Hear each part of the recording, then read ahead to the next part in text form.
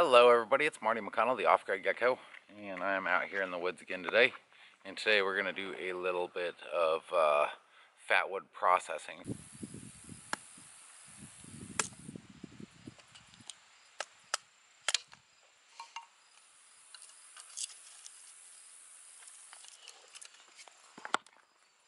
So I've done some videos on how to find fatwood, and I'll probably recap that a little bit as we go, show you like sort of what to look for again, just in case you haven't seen my other video. I'm not going to say, oh, I'll just put a link down in the description, you can go find it. You can do that if you want to, but it's always best to stay current on this sort of thing. Opinions change over time, certain ideas change, and as you gain more experience, like, you'll find different things to look for. And the reason I say that is I was out here kicking around in the woods, so I already know where I have a big chunk of fatwood back there, a decent sized chunk.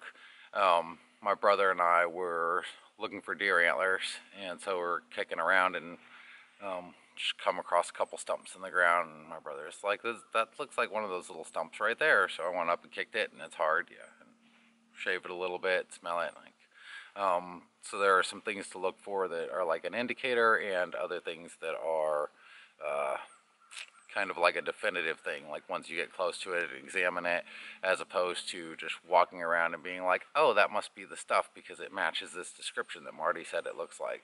Not always the case, so kind of walk you through a little bit of that. But the main focus of the video today is going to be processing it. So I'm going to grab that log, we're going to break it up into little pieces, and put it into storage for the winter because I'm out of fatwood and I need more.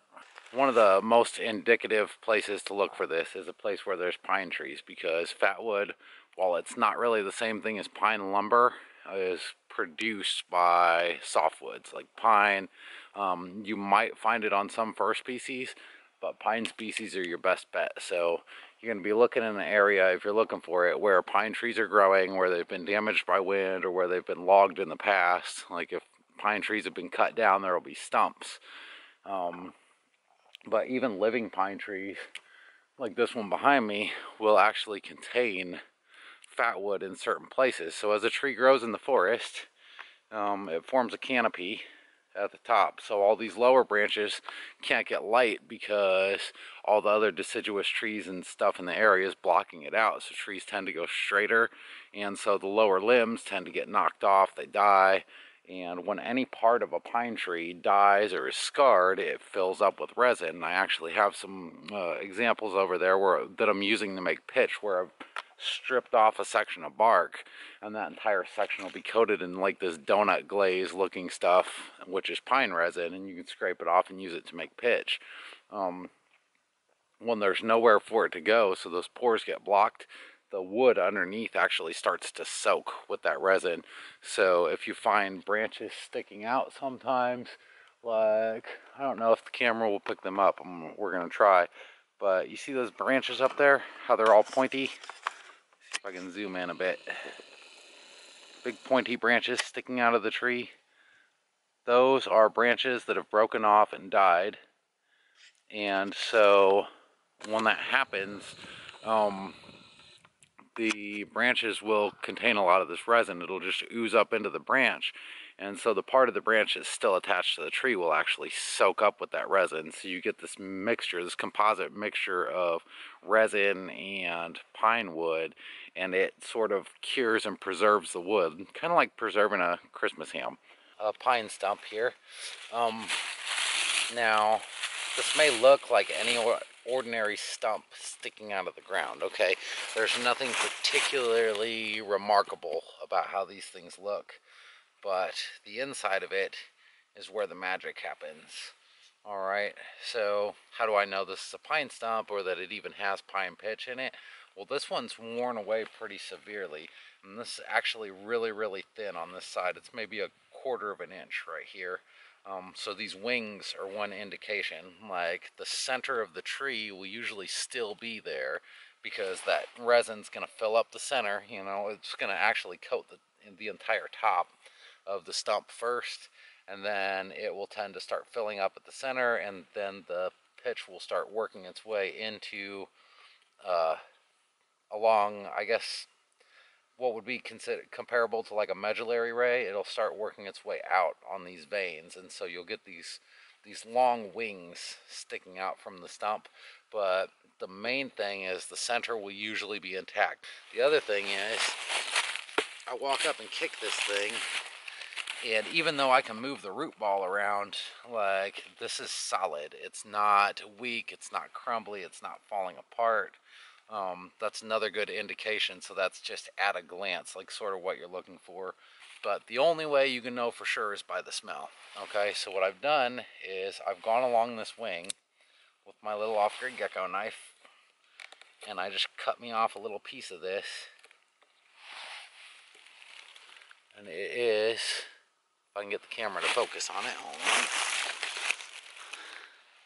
So inside of that nasty stump that's been almost completely destroyed, you've got this beautiful, like, orangish red color on here, and it looks like fresh wood. It's actually translucent, so you can see light through this thing. Okay, but the biggest giveaway, the main takeaway, is the smell.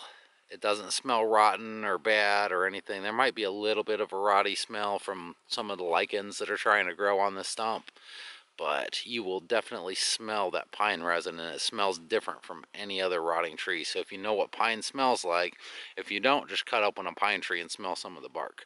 Or pine needles, I guess, have the same kind of smell to them. They have a lot of resin in them, but it's going to be loaded with that wonderful smell, and then you'll know you have the right stuff.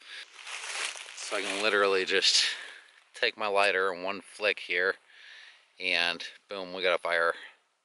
This one here is not a pine log. So the first thing I noticed walking up to this is that the center of this is all hollowed out, and you've got this outer wood kind of in place. And I mean, at a glance, it looks the same, right? I mean, it looks like dead wood, like a dead stump. But that center's not there. The outside is more like a ring. That's more like a deciduous type tree. So this is not going to contain any fat wood. You can kick it, and sometimes, like in this case, these are still very hard. So kicking is not 100% reliable. But what is reliable is when you start pulling away these little pieces, or you cut a piece away from it. This is all crumbly. And even the pieces that you get out, they have this odd coloration pattern to them. This one's got like little cells, or look like little wormholes or stuff like that. So it can still be woody and crunchy on the inside, but it doesn't have that smell. And a lot of times the coloring will give it away as well. Fat wood it doesn't always come ready to go like this piece. Like, there's a piece right here that will break off very easily. It has a little bit of the smell to it, but not quite. And if I shave this away, it's actually got kind of a pinkish wood color to it.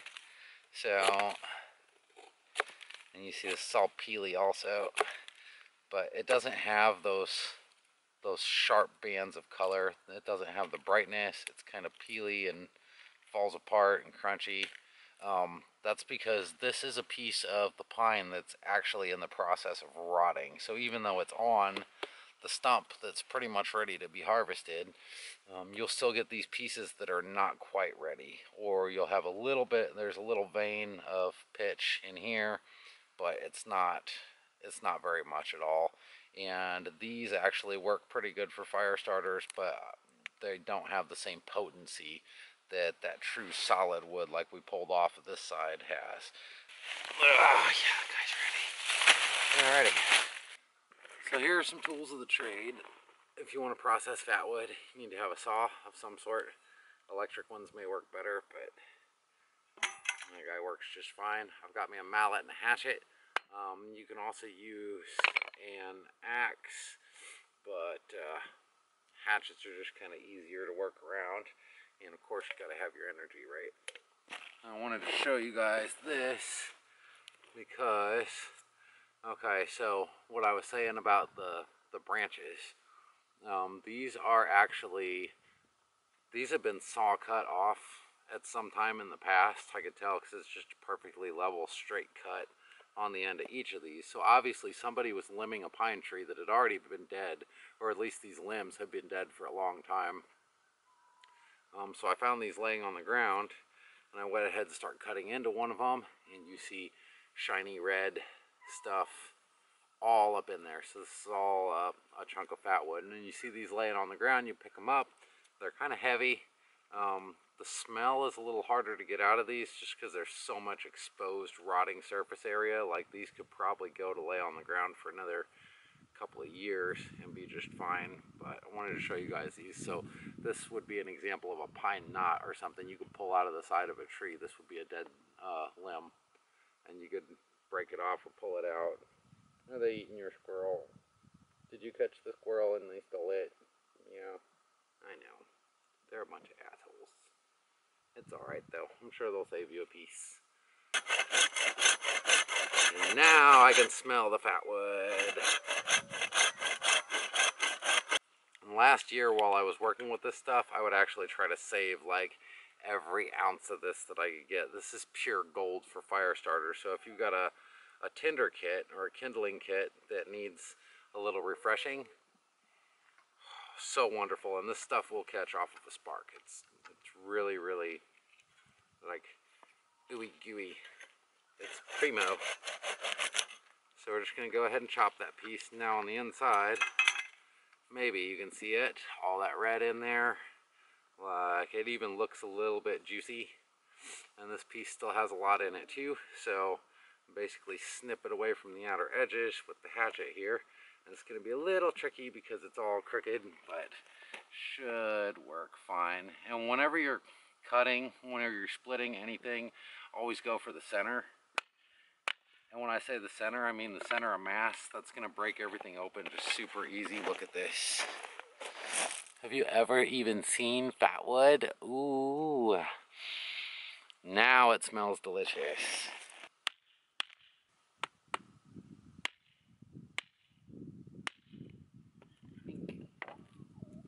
It's gorgeous. I find the stuff that's in the knots is always, at least visually, more stunning. You produce these beautiful little pieces. And this is the same material that actually turns into amber over time, this resin. So if you find petrified wood, my guess would be, I don't know anything about petrified wood, but I would assume this is one way that it starts.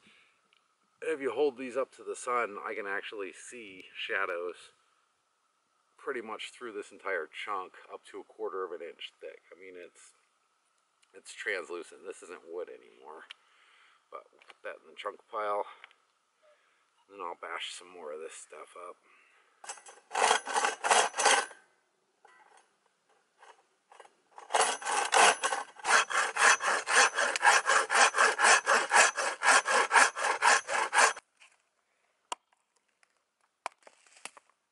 Ants.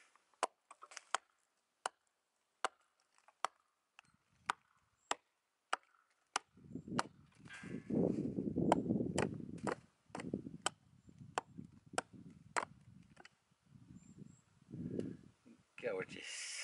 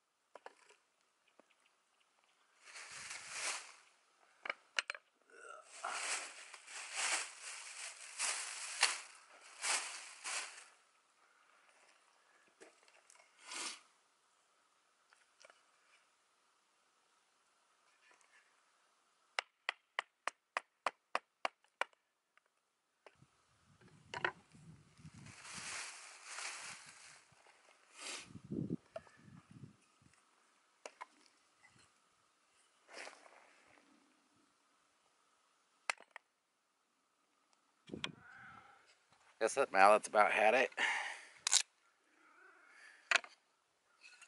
Throw that in the fire pit.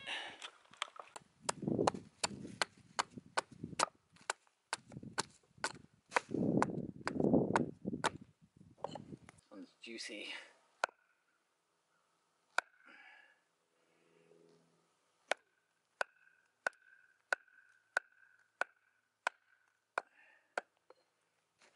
Good Lord. I wonder it didn't want to split. A big old knot. Look at all these big chunks starting in your bag. Root chunk.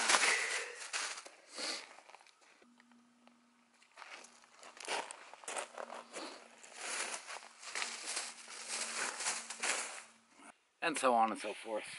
Just got me a new mallet. Need to get some of this bark off of it. And this is just a piece of sassafras that was laying around. So you run out of mallet, you just make another freaking mallet. It's not that hard. I actually cut me off another stick to make a nice one, but it seems to be working well enough for now. The bark's peeling off, but the one underneath it's pretty strong. So oak, sassafras. Actually, sassafras seems to work pretty well, and I haven't tried one out of persimmon yet, but that seems like a really good wood once it's dried and it's got the cracks. Anyway, so between these 3 bags here, I've got 7 pounds minus an ounce. I just got done weighing it. Whenever I process Fatwood, I try to sort stuff. So this, I think, is so these are like my regular chunk. Pretty straight grained, so they're easy to break up further. Right next to the fireplace, you know, you could split these probably another 3 or 4 times and make a bunch of little skinny sticks, because it really doesn't take, I mean, one little piece like this, more than enough to ignite the wood stove. So more than enough. Like, I think my brother, I don't know if he had just never worked with the stuff before, despite all of his experience, but he was trying to build a fire out here one night, and he was like, yeah, I'm fighting the rain and wet weather and everything's soaked. I'm just gonna yank a piece of this Fatwood, and grabbed a little tiny stick out of the house, brought it out here. Needless to say, the first thing he did after that was went immediately to the store and bought a box of Fatwood, because I mean, it really is that amazing. If you haven't tried it, just try the store-bought stuff. It'll make you a believer. The second bag, these are kind of odd chunks. So this is something I don't think about until I'm actually harvesting, because you go and buy this stuff in the store and it comes in these pretty perfectly straight little sticks, you know, and you can tell they were split. They weren't, not all of them were saw cut. They're saw cut on the ends, of course, but then they're split into like these perfectly straight little planks. That's because they're getting most of this stuff from pine knots from the branches, or from straight stalks of trunk that have been preserved from tree farms. So probably other factors going into it as well. And you forget that in nature, a lot of this stuff looks more like a crumbled up piece of bacon than an actual straight stick. And I mean, these are perfectly usable as is too. Just break you off a little tiny piece like this. That's enough to start a campfire if you've got necessary tinder and kindling laying around, and you've got dry stuff to burn. Like, that's all you need, is one little twig. So in a perfect world, this stuff lasts forever. I do like processing it a little bit beforehand, because that way I'm less tempted to throw in like one of these and say to hell with it, I'm done messing with the fire for the night. Just light this sucker up and toss it in. And you can actually, like, this is a big log, you can light this with a lighter. I am not going to prove it to you, but I've done it enough to know it doesn't matter how big they are. And I've also noticed the inside of this guy is really, really sticky, so the resin hasn't completely set up yet. It's still a little bit gummy and gooey, which you'll also find in the store-bought stuff sometimes. But these are really, really, compared to last year's log, these are like amazing. I could just sit here and smell this all day. So I do tend to preserve bigger chunks when I'm harvesting. I don't know exactly why I do that. I have this idea in my head that I'm going to come up with some amazing way to sell Fatwood and turn a profit, and I'm going to need a big chunk like this to carve whatever it is out of it. So I just tend to save these. Each one of these is probably half a pound to a pound. They're fairly large chunks. This one's probably about 2 pounds. I mean, that's So there's another, that brings me up over 10 pounds just from this little bit. And that's 2 of those knots. The third one was full of ants, so I just threw it on the ground back here after I split it open. I've still got this entire stump, which was the whole reason for going to the woods today to carve up. And I've still got the rest of the root on this one. And in case you're wondering, yes, the root is absolutely full of fatwood as well. Okay, probably more so than the rest of the tree. And this sucker right here in my hand, I would probably say at least 15 pounds just left in there. So there's, again, as much as I've processed right here, and this is super heavy, so it's just loaded with resin. I mean, it's almost solid resin at this point. It's everywhere. It's sticky. Perfect. Got that other log, and I have other things that I want to accomplish today, but just kind of wanted to show you guys sort of some of my process of, you know, breaking mallets, trying to cut this stuff up. And it really is quite amazing. I mean, you can go out to the woods if you're a survivalist. If you guys want, leave a comment. I can put some of these up on the website and sell them in like little bundles. I mean, it's easy enough to go to the store, right, and pay like 10 bucks for a box of pre-processed fatwood. Depending on their processing. Personally, there's a couple of them. I can't name the brands off the top of my head, but there's a couple of them I suspect actually just take regular pine and load it up with kerosene or soak it in some kind of fat or do something else to it to make fatwood. You don't make fatwood. God makes fatwood, and it's right there.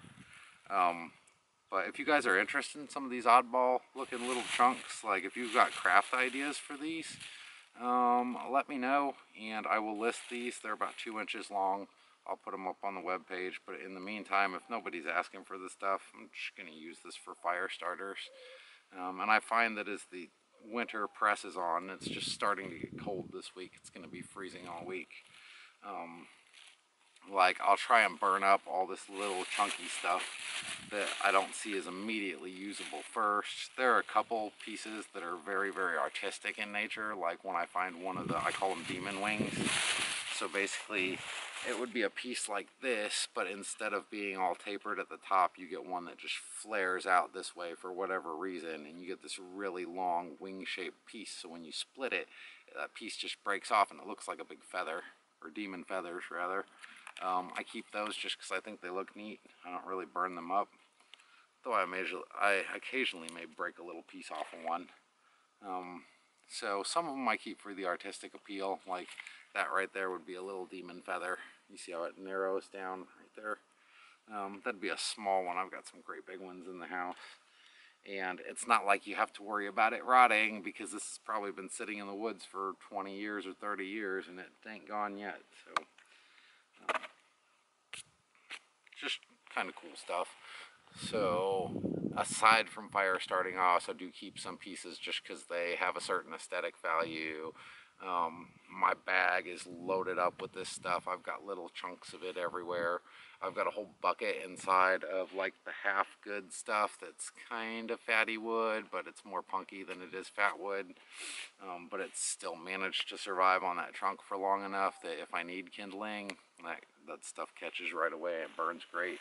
So it's not like you don't have to throw that stuff out. If you cut into the pieces that are kind of pinkish and then they're not, you could tell they're not loaded with resin, they still make excellent kindling. I mean, think of it as wood that's been seasoning for like 3 decades.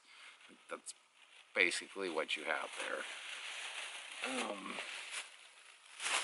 And other than that, I don't think there's much more I can say on the topic. So I'm going to let that go for now. I'm going to take this stuff inside, get it into buckets, and kind of put this project away for a minute. It's almost noon and I've got to do some stuff with my water before it gets really cold. So I'm going to take care of some of that. And but I appreciate you guys watching, hanging around. Yeah, I hope you stick around, see more. If you want to get updated whenever I post a video, don't forget to hit the little subscribe button and the bell thing. But until next time, stay safe out there, and I hope you all are setting up for a very good holiday season. Have a good one.